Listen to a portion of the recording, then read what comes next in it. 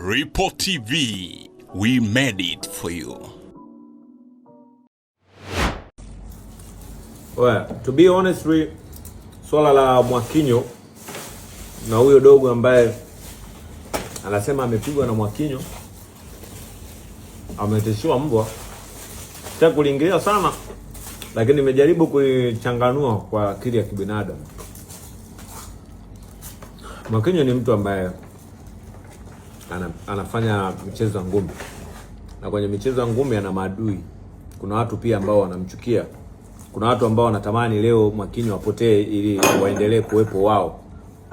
Kwa hiyo tunapojadili hili kitu tujifunze, lakini pia ninachojiuliza zaidi ni kwamba inakuwaje kijana anatoka alikotoka anaenda saa 11 asubuhi kabla hata watu hawajafunga vizuri, eti anaenda kuokota nazi. Yaani unajua kuna story fulani hivi unaona kabisa ni kama ni trap, yaani ni kama walimuingiza Mwakinyo kwenye mtego.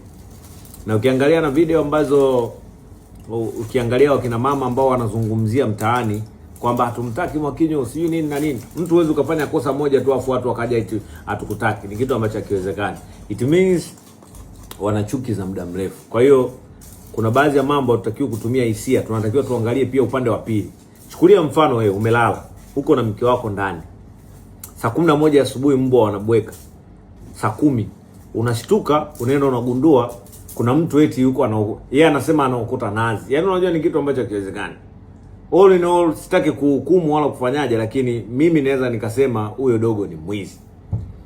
Yaani sitaki kupindisha hii story. Yaani hakuna mtu ambaye anaweza akaja kuokota kitu kwako saa 11 asubuhi. Ni kitu ambacho hakiwezekani. Huu ni mtego.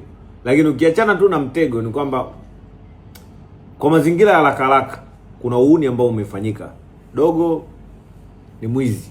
Yaani hiyo tusipepese macho. Yaani kuna vitu vingine mimi uwezo kaniambia eti umekuja kwangu kuokota nazi asubuhi. Njoo nyumbani kwangu uokote nazi asubuhi, kutane na wauni pale. Kuna mbwa wako pale kama awali wanakula vizuri.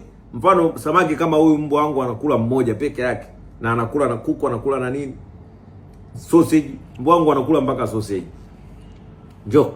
Njoo asubuhi, njoo pale nyumbani kwangu. Usipige hodi. Saa 11 asubuhi nenda kaokote kitu chochote. Kuna hela pia hata anadondoshaga nje pale.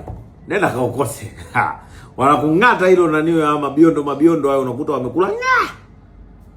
Eti alinifungulia mbwa. Mambo mengine ya uongo bana. Huyo dogo anaweza kawa mwizi. Tuseme tu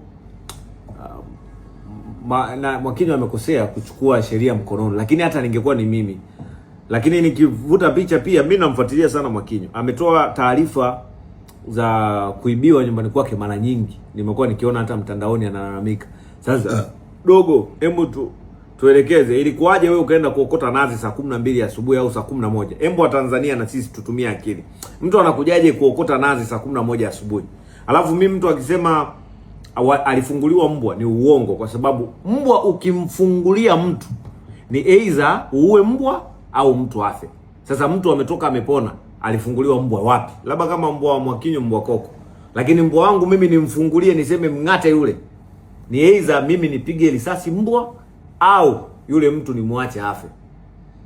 Sasa mbwa aliyekufa kwa Mwakinyo yuko wapi? Mtu kapona. Ni kitu ambacho hakiwezekani. Kuna mbwa aking'ata nikang'ata.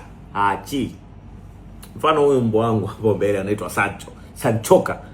Ukijichanganya kwa huyo Sanchoka yani ni